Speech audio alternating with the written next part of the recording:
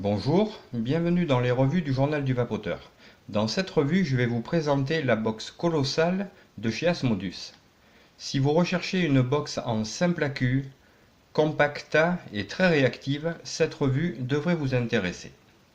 En effet, la box colossale va mesurer 80 mm de longueur sur 40 mm de largeur sur une profondeur de 25 mm pour un poids avec un accu de 183 grammes. Si vous voulez en comparaison, si on prend une petite box qui est la iStick TC40 de LEF, je vais la mettre à côté, on se rend compte qu'elle a quasiment le même format que la TC40. Voilà, en fait je vais la mettre dessus et on se rend compte, voilà, la TC40 est un tout petit peu moins large que la colossale. Donc elle est réalisée en alliage de zinc et d'aluminium. Sur le site d'Asmodus, on la trouve en plusieurs coloris. Vous la trouverez en noir, en vert, en gris, en gunmetal, en rose, en rouge, en bleu royal et en blanc. Nous allons faire maintenant un tout petit peu le tour de la box. Donc il y a ici un pin 510 monté sur ressort qui est relativement ferme. À l'avant, nous avons un seul et unique bouton qui est légèrement en retrait et on voit que le bouton est incurvé, ce qui fait qu'il faut vraiment appuyer sur le bouton pour pouvoir faire feu. Si on vient juste mettre son doigt comme ça dessus, on ne fait pas feu. Et il y a juste un écran OLED et aucun autre bouton, vu qu'en fait tous les contrôles se feront avec l'écran, vu que c'est un écran sensitif. À l'arrière de la box, des trous de dégazage avec les différents marquages pour la box. Voilà, donc ici le petit logo d'Asmodus. Ici des petits renfoncements. Voilà, c'est une box qui est très jolie, très bien finie. Aucun défaut par rapport à ça. Donc maintenant, nous allons parler de ses caractéristiques techniques. Donc elle prend les résistances de 0,1 à 3 ohms. En puissance variable, on peut aller de 5 à 80 watts avec un incrément de 0,1 en 0,1. En contrôle de température, elle va prendre de 100 à 300 degrés Celsius et de 212 à 572 degrés Fahrenheit et une variation de puissance de 5 à 60 watts. Elle a aussi le mode TFC et le mode TCR, ainsi que le mode curve, que je vous expliquerai tous les modes et je vous montrerai le fonctionnement de chaque mode en détail tout à l'heure. Au niveau de ses caractéristiques techniques, elle a une tension de sortie maximale de 7,5 volts, un courant de sortie maximum de 35 ampères, l'écran va se mettre en veille au bout de 18 secondes, la durée maximale d'un puff est limitée à 10 secondes, et après elle est équipée de toutes les sécurités, donc elle se mettra automatiquement à l'arrêt si l'accu descend en dessous de 3,2 volts. Et après, elle est équipée de toutes les protections classiques, inversion de polarité de l'accu, résistance trop basse, résistance en court-circuit et surchauffe du chipset. Le chipset embarqué s'appelle le GX80 HTU V2. Donc maintenant, nous allons regarder comment on met l'accu. Donc en fait, la trappe d'accu, et c'est le seul point négatif que pour le moment j'ai trouvé sur cette box, est en fait maintenu en force, c'est-à-dire qu'il n'y a pas d'aimant. C'est un tout petit peu dommage qu'il n'ait pas pensé à mettre un petit aimant ici et un petit aimant ici pour vraiment faciliter le maintien, parce que si on regarde bien, en fait, on va voir ici un petit cran en plastique, il y en a 4, hein, 2 en haut et 2 en bas, et c'est ces petits crans en plastique qui vont venir faire le maintien du capot. Donc est-ce qu'à la longue, ces petits tétons en plastique ne vont pas s'abîmer et que la porte va venir par moins bien tenir, ça on ne le sait pas du tout. Donc pour mettre l'accu, on voit très bien le dessin de l'accu à l'intérieur, donc le positif vers le bas. Donc on voit ici le plot positif avec une petite protection en plastique. Donc il faudra bien faire attention quand on va venir mettre son accu en place à ne pas frotter le wrap de l'accu avec ce petit rebord en plastique pour ne pas abîmer l'accu. Et ici le pôle négatif qui est monté lui sur ressort. Donc pour mettre l'accu, c'est vraiment très simple. On va prendre, là c'est un accu, un VTC6 de chez Sony. On va juste le mettre bien droit, l'engager légèrement comme ça et venir pousser et le mettre en place. Voilà, donc là l'accu est en place. On voit aussi ici la prise USB pour faire la mise à jour du chipset et accessoirement recharger l'accu si on le désire. Bon là par contre, vu qu'une fois qu'il y aura la trappe d'accu, la prise USB sera cachée, on est obligé d'enlever la trappe d'accu pour recharger son accu, sachant qu'il n'est pas conseillé généralement de recharger les accus avec les box, il vaut mieux utiliser un chargeur indépendant. Donc vous recevrez la box dans une boîte cartonnée avec une petite vitre en plastique pour pouvoir voir la box à l'intérieur. Donc box packaging classique avec ici le scratch code d'authenticité.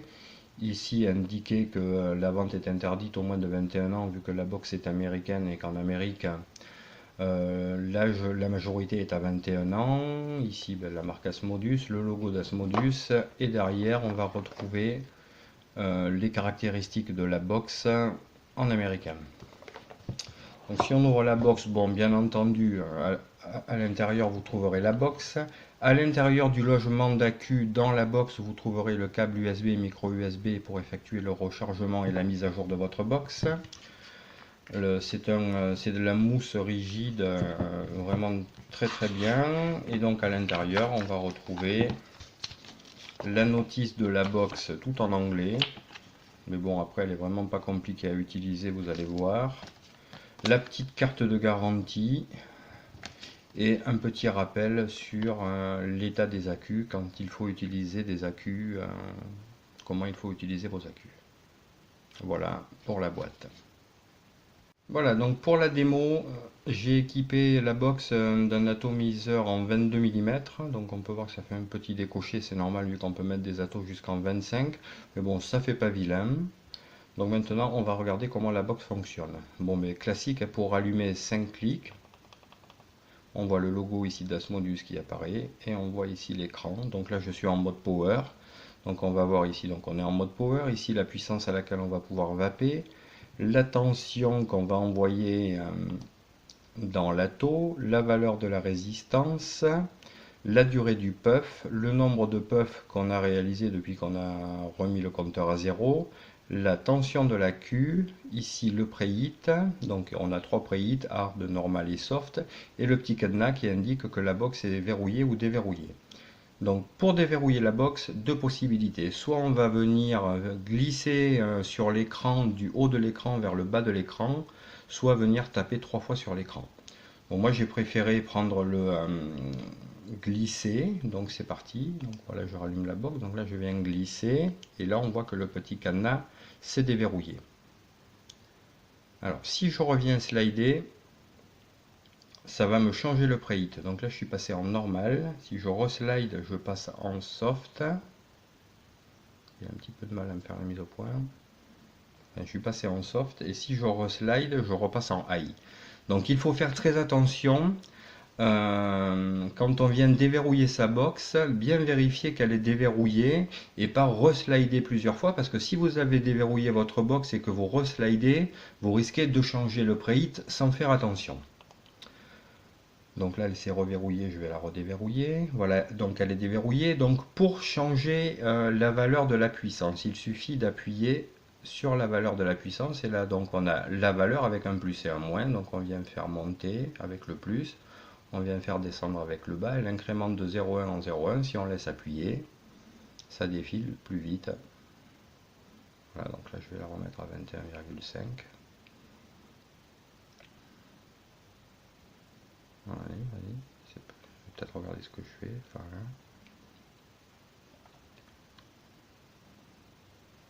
Voilà, et pour valider, donc on appuie sur le bouton Power, Et là, si on veut verrouiller sa box, on réappuie sur le bouton Power. Et là, on voit que le petit cadenas est verrouillé.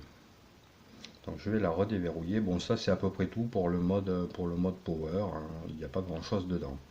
Donc je reslide pour la déverrouiller. Si je fais glisser mon pouce, si je slide de la droite vers la gauche, je passe en mode contrôle température. Donc c'est affiché. Ici on voit la puissance à laquelle on va vaper en contrôle de température. Si on vient juste appuyer un tout petit coup, à déverrouiller, il faut que je la déverrouille. On appuie un petit coup, là on passe sur la température à laquelle on va vaper. Et toujours pareil, tension, valeur de la résistance, temps du puff. Alors pour venir changer sa température, donc on va venir appuyer longtemps sur la température et là donc on vient faire bouger. Donc là je suis à 300, donc si je descends, je vais descendre ma température. Voilà, jusqu'à 100, je ne vais pas aller jusqu'à 100, ça sert à rien. Et là, donc si je monte, vu qu'elle va jusqu'à 300, j'ai mon pouce devant, voilà, je vais monter, je vais la mettre comme ça. Voilà, si je viens monter, donc voilà, je vais arriver à 300, et quand j'arrive à 300, je passe en Fahrenheit. Donc là, je suis au maximum des Fahrenheit auxquels je peux aller, et là, donc, si je descends, je viens descendre, ma température en Fahrenheit, je vais la remettre en Celsius. Voilà, et là je repasse en Celsius. Toujours pareil, pour valider la température, on appuie une fois. Pour changer, donc si je rappuie donc un tout petit coup sur la température, je repasse sur la puissance. Et là pareil, je fais un long appui sur la puissance. Et là je peux modifier ma puissance, soit la monter, soit la baisser. Et on valide. Voilà. Pour changer le fil, pour changer le type de fil, sachant qu'elle donc là il suffit d'appuyer sur temp et là donc on a les différents fils qui s'affichent: titane, NI200, SS304, SS316 et SS317. Bon, pareil, on vient valider le. Voilà, donc là on a fait le tour du mode contrôle température. Donc après on va reslider pour déverrouiller la box.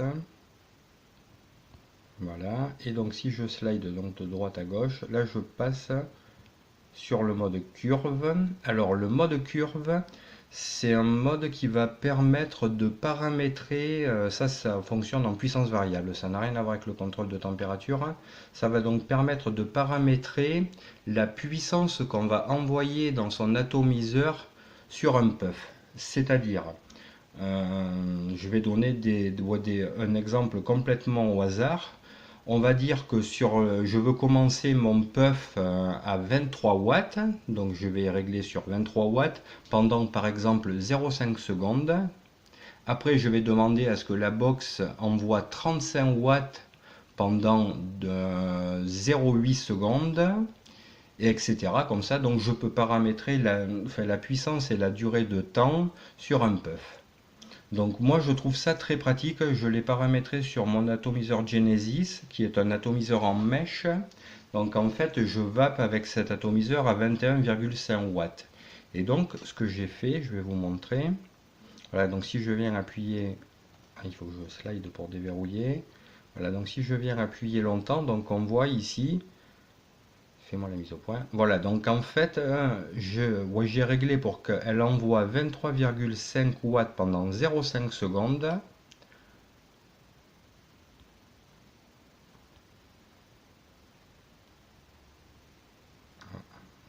On va y arriver. Et donc elle envoie 23,5 watts pendant 0,5 secondes et après donc elle enverra 21,5 watts pendant 9,5 secondes qui sera la durée de mon puff. Donc en fait ce que ça va faire, dès que je vais appuyer sur le bouton feu, pendant une demi-seconde, elle va envoyer 23,5 watts, ce qui fait que mon mèche va monter en température sans aller jusqu'au dry heat. Et après, par contre, elle va retomber à 21,5 watts et je vais vaper à 21,5 watts, ce qui fait que j'aurai une meilleure réaction et j'aurai une meilleure qualité de vapeur. Donc je trouve ce mode très pratique. On peut s'en servir aussi quand on utilise des fils qui ont un effet dit de diesel. Donc en fait, un fil qui est un tout petit peu long à chauffer, ben pareil, on va envoyer pendant 0,6 ou 0,7 secondes, on va envoyer dans le fil, si on veut vaper à 50 watts, on va lui envoyer 54 ou 55 watts. Donc en fait, le fil va plus vite monter en température, donc il sera prêt, et après, on va appeler ça la puissance de croisière pour pouvoir vaper, Donc après, si on reslide, on passe sur le mode TCR. Donc là, ben en fait, c'est pour paramétrer directement son coefficient de chauffe par rapport à son fil. Si le coefficient de chauffe ne vous correspond pas, ou si le fil n'est pas dans la liste des fils qui est déjà pré-paramétré dans la box. Donc ben pareil, pour changer, il suffit juste d'appuyer sur le... Donc là, on change la température. Et si j'appuie un petit coup... Alors non, voilà, pardon, je dis des bêtises. Donc là, pareil, on peut régler la puissance, comme sur le mode contrôle température. Et là, si je viens appuyer sur TCR, je peux rentrer ici le paramètre de mon coefficient de chauffe de fil. Après, nous avons le mode TFR, pardon. Donc ça, c'est un mode amélioré du mode TCR qui va permettre d'encore mieux paramétrer ces fils pour un contrôle de température. Alors ça, je ne suis vraiment pas fort du tout en contrôle de température. Donc c'est vraiment réservé à des personnes expérimentées qui vapent en contrôle de température. Voilà, et là donc on a fait le tour de tous les menus. Si je viens reslider, je vais retomber sur le mode power. Donc moi je vais la remettre en mode curve, vu que je vape en mode curve. Donc après nous allons rentrer dans les paramètres, dans d'autres paramètres de la box. Donc on va refaire 5 clics sur le bouton. 1, 2, 3, 4, 5. Ah oui, il faut slider à chaque fois. 1, 2, 3, 4, 5. Donc là on voit le logo pour l'éteindre. Donc si j'appuie un long moment, je vois la version du chipset qui s'affiche et la box s'éteint. Donc je la rallume. Donc c'est parti, je slide pour déverrouiller. Donc 1, 2, 3, 4, 5. Alors c'est bloqué.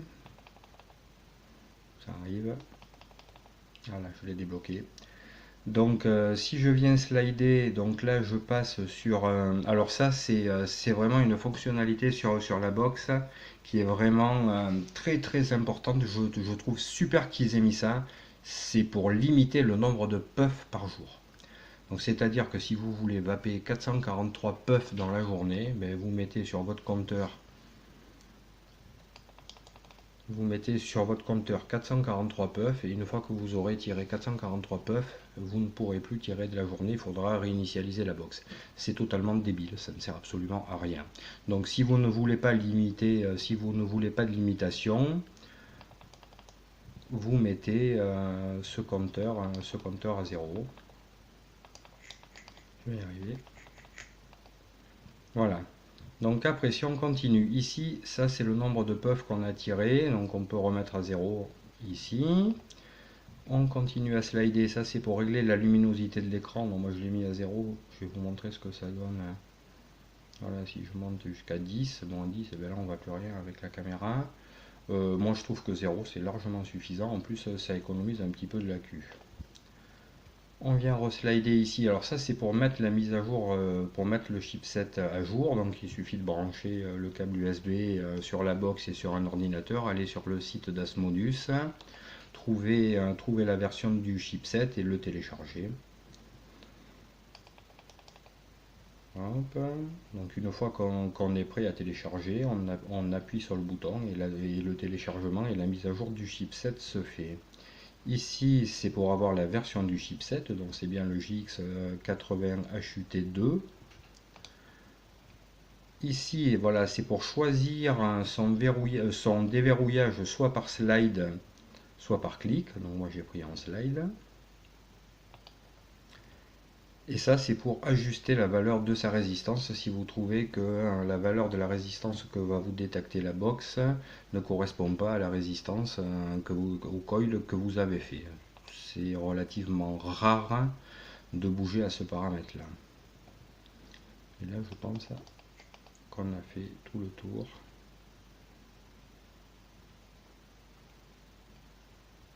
Voilà, on a fait tout le tour. Voilà, donc on va se retrouver en gros plan pour que je vous montre un petit peu comment ça va. Voilà, donc on se retrouve sur un plan un tout petit peu plus large. Donc voilà la colossale, je vais l'allumer. Donc là je suis en mode curve, c'est parti.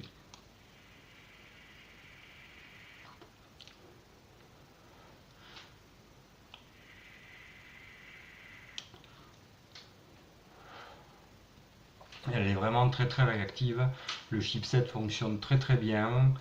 L'écran tactile, comme je vous ai dit, c'est pas un écran de téléphone portable, donc il ne faut pas chercher à aller aussi vite que sur un écran de téléphone portable, mais il est quand même relativement réactif et on le prend très très rapidement en main. En une dizaine de minutes, on a pris le coup pour slider et pour trouver toutes les fonctionnalités.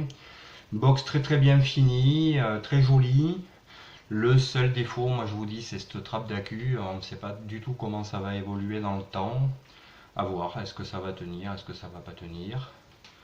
Autrement, elle est vraiment très très réactive. Moi je sais que là, l'atomiseur que j'utilise, ça m'arrive de le monter en méca et le mode méca est vraiment très réactif. J'ai quasiment la même réactivité qu'avec un mode méca.